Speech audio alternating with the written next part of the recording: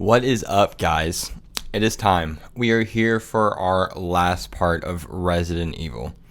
It has been a fun journey to see how Resident Evil started, where they stumbled and fell a good amount, and now the rebirth of Resident Evil. Also, by the way, if you have not seen the first two videos, they will be in the description, so just go watch those if you have not seen those yet, and then come back here. The games we will be talking about today are Resident Evil 7, the remake of Resident Evil 2 and 3, Resident Evil 8, and then the remake of Resident Evil 4, which is not out yet, but will be out in March of 2023. We have a lot of games to cover, and I'm not going to make you wait any longer, so let's jump into the savior of the Resident Evil franchise, which is Resident Evil 7. To start off, this game was released in 2017, which is 5 years after the release of Resident Evil 6. They did exactly what they should have done, which is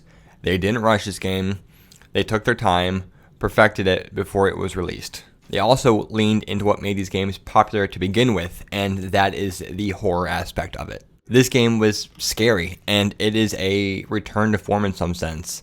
To start off, we have a whole new story coming into this game. With that, we get new characters, new enemies, and a new protagonist who is our main character of the game, Ethan Winters. He is my second favorite protagonist of the Resident Evil franchise, and one thing that's different about Ethan from the rest of the RE protagonists is he is a lot more relatable than they are. He's not some hotshot military guy that's been super heavily trained and does roundhouse kicks or fucking punches boulders. He's just a normal guy. Someone like you or me that's walking into all of this looking for his wife. And with our new protagonist, we get another new feature with the game as well, which is this game is in first person. So it focuses less on our main character and more on the actual environment, the Baker family themselves, the enemies, and the all-around atmosphere of the game. Being left in first person makes us look through the eyes of Ethan. It makes you really feel what he's going through, the horror of it. With not having a wider view of the camera means we don't know what's behind us, around us, or around the next corner until we are already looking in that direction, just causing even more tension and horror to build with the unknown always being around you. It really reminds me of the original games. And the enemies themselves, the mold, they actually bring fear with them, and they lean more into the survival aspect because we are barely given enough bullets to take them down, and they feel like bullet sponges, and it leaves you questioning if you should fire or if you should get the fuck out of Dodge. The game also returns to the roots of RE1 style, with instead of being inside a mansion, we're inside the Baker house for a pretty good amount of time. You get to know it like the back of your hand, and you really feel safe nowhere in the house with Jack Baker running around it. He's a really great part of the early game that gives a lot of tension. It's kind of like Mr. X or Nemesis that's just been toned down a little bit. Speaking of the family, though, you end up getting kidnapped and tortured by them, so it's safe to say that you get to know them to some degree. You come across them one by one, and going from being tortured by them to killing them is very gratifying for what they did to you and your wife, and it's just a very clear progression in the story, making your way through them one by one. The boss fights against the actual family themselves, I would say some are just okay and some are a lot better than others. For instance, solving the puzzles with Lucas and his fight, and it's kind of like a jigsaw type of thing, I thought that was really cool. And lastly, the actual story itself, it's a great story in my opinion, honestly. Following Ethan through the journey of uncovering the secrets of the house and this family is amazing. The game has plenty of twists and turns with the family actually being normal until finding Evelyn and bringing her in, and she turns them into these evil and insane, just fucking monsters. Or the grandma that we've always seen is kind of looks like she's just strung out, is actually Evelyn, but she just aged really rapidly. Another cool nod to the Resident Evil franchise is having Chris Redfield come in at the end of the game with the BSAA. It was very cool to see him come back, even if just for a little bit. I think one scene from this game that really just did it for me was when you're inside of the mold talking to the real Baker family. It was very nice to see what they were actually like and get the story from them of what exactly happened, and it just shows how much the mold can change people and how Evelyn made them change. While we're on Evelyn, she is really scary, and at the end of the game when you're on the ship and like the child version of her is like fucking with you, honestly that scared the shit out of me, I'm not going to lie. And something that made it even cooler and even more scary was you can play it in VR, which just adds a whole nother level of immersion and horror to this game. This game does so much right. It's scary, the gameplay and the combat feel really fun and gritty. It has a really engaging story to the point where you'll never know what exactly is coming next. Just all around a great return to form for the series itself, and has built up everything that we have right now. But instead of moving on to a completely new game, they decide to throw a little curveball at us, which is they remade Resident Evil 2. And this game, I fucking love this game. This is my favorite Resident Evil game to ever be released. So Resident Evil 2 came out in 2019, so it was 2 years after the release of Resident Evil 7, which is a pretty good amount of time to make a new game. This game did so much right and was very faithful to the original, so I'm not going to waste your time on going over stuff that we already covered in the original Resident Evil 2 game. So if you want to see any of that, click right up here.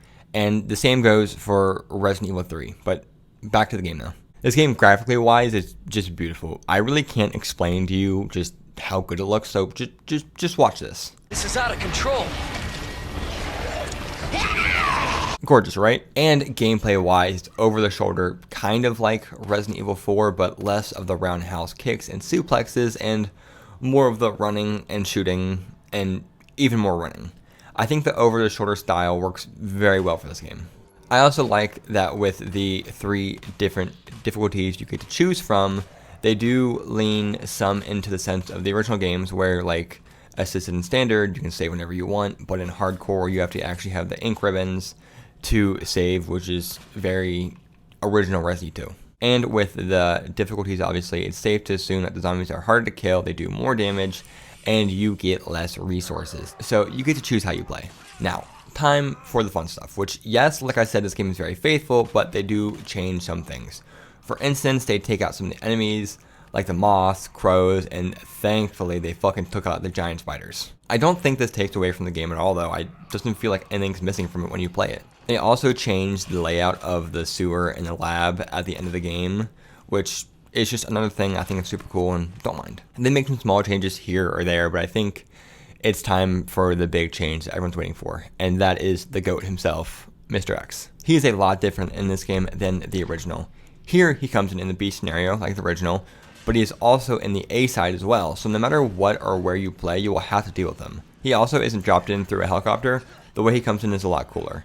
A helicopter crashes into the police station, and you put out the fire, and then when you get close to it, Mr. X lifts it up, like the nice guy he is for you, and from then on out, he will chase you. It's not like the old games, though, where everything he does is scripted. He just wanders around, and when you are not in a safe room and making some noise, expect him to be very close behind.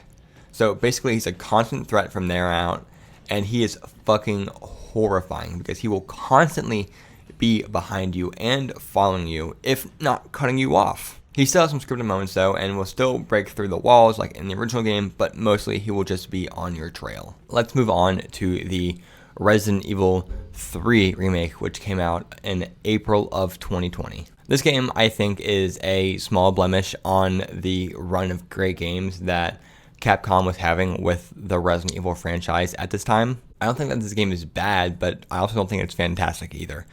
So instead of Resident Evil 2, which was very faithful to the original, this game is not very faithful, and it makes a lot of changes. We have the over-the-shoulder camera angle and the improved graphics. That just comes with it though. But some of the other things that get removed are places like the clock tower, the graveyard, City Hall, and some other places got cut from the game too. With all those places gone, a lot of stuff is gone. Like most of the puzzles in the game are gone. A lot of interactions with Nemesis, which really sucks because he is a huge part to the original, and he just feels like more of a side thought here. Another thing is they cut out some of the bosses and the enemies from the original game. For instance, they cut out the giant worm boss and the giant spiders, but cutting out the giant spiders is just a W for me. I fucking hate spiders. But with those places gone, if you remember, the biggest complaint of the original Resident Evil 3 was the length of the game. And with them cutting out all this stuff, it just makes it even shorter, which pissed off a lot of people because you were paying $60 for about 6 hours of story to play, which honestly I feel is bullshit too. And unlike the original, where there were choices you can make in the story for replayability, those are gone too, which is just fantastic. Another thing to the length of the original lifespan is gone here, and that is the iconic Mercenaries mode. I think it's kind of disrespectful to remove it since it's in the OG game, and that's what brought this mode in, and the remake doesn't have it. Sure, why not? And Nemesis could have felt so much scarier and more intimidating in this game. They should have given him the treatment that they gave Mr. X from 2, but with how short it is and removing a lot of the areas and changing characters in the areas, Nemesis feels very limited, and all of his moments in the game are very scripted, and they feel scripted too. I know I didn't hold it against the original game, but here, since they literally just did that a year ago, do better, Capcom. One thing cool through the campaign is you get to switch from Jill to playing as Carlos, and he has some different weapons, so that's fun and different. With that though, Carlos is the one that goes to the police station instead of Jill, so that's just another area where we get no Nemesis action, which is a massive L. There's also a lot of changes to the story that we really don't have time for because we still have to get to RE8, but just know that the story-wise is pretty different too. Let's talk about the good things though this game does and stop shitting on the stuff this game does poorly. And so for the first thing is they give you a dodge button, and if you time it correctly, time will slow down and give you the option to take a shot off, which I think is nice. We get some new forms for Nemesis, which is different and can keep old players on their toes for what's coming next. The game feels nice to play and looks pretty graphically speaking, so that's a plus.